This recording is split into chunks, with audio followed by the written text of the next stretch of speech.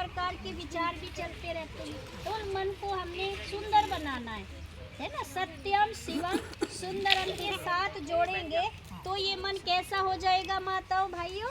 सुंदर हो जाएगा, क्योंकि हम सब सत्यम शिवम सुंदरम की ही औलाद बैठी है। तो इस प्रकार से परमात्मा की याद में हमें सत्संग जरूर करना है। देखो 24 घंटे मिले हम सबको, लेकिन क्या 24 घंटे में हम 1 घंटा भी सत्संग के नाम का निकालते हैं? निकालते। कुछ माताएं भाई बहनें ऐसे हैं जो टाइम देते हैं, कुछ ऐसे हैं जो चलते फिरते नाम लेते हैं, लेते जरूर हैं। तो लेकिन जब तक हमें पहचान नहीं होगी तब तक हम परमात्मा से अपना मन नहीं जोड़ सकते। जब तक परमात्मा, जैसे दीदी ने बताया कि हमारे 2 बाप हैं, एक आत्मा का पिता परमात्मा ऊपर वाला, और एक दूसरा पिता कौन है? हमारे शरीरों के माता पिता है। तो हमें अपने परमात्मा के साथ सारे संबंध जोड़ने हैं।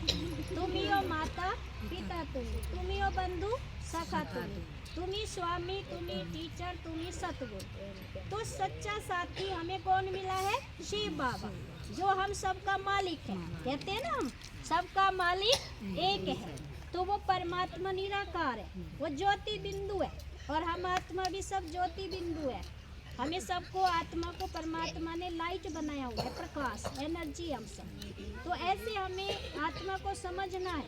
मैं आत्मा शांत स्वरूप हूँ, ज्ञान स्वरूप हूँ, शक्ति स्वरूप हूँ, प्रेम स्वरूप हूँ, आनंद स्वरूप हूँ, गुण स्वरूप हूँ, पवित्र स्वरूप। ऐसे ही पिता परमात्मा भी ज्ञान के, बोलो सभी, परम पिता परमात्मा ज्ञान के सागर है। बोलो, परम पिता परमात्मा ज्ञान के सागर है। परम पिता परमात्मा शांति के सागर है। परम पिता परमात्मा सुख के सागर है, आनंद के सागर है।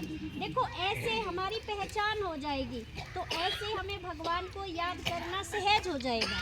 फिर हमें इधर उधर कहीं भी मन को भटकाने की जरूरत नहीं है। जैसे यहाँ सभी बैठे हो ना, सबको स्थान मिला हुआ है, तो ऐसे ही हमारे मन को भी जब परमात्मा से जोड़ लेंगे तो हमारी तार संकल्पों की याद की जुड़ जाएगी।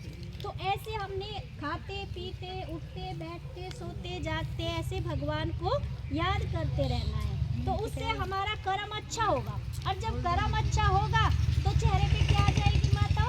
मुस्कान आ जाएगी।